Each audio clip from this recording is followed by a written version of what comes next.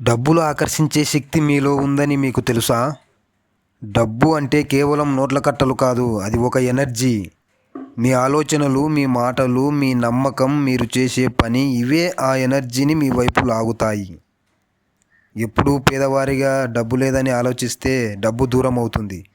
కానీ నేను సంపన్నుడిని అవుతాను, నాకు డబ్బు రావడం ఖాయం అని నమ్మినప్పుడు విశ్వం మీకు అవకాశాలు తెస్తుంది.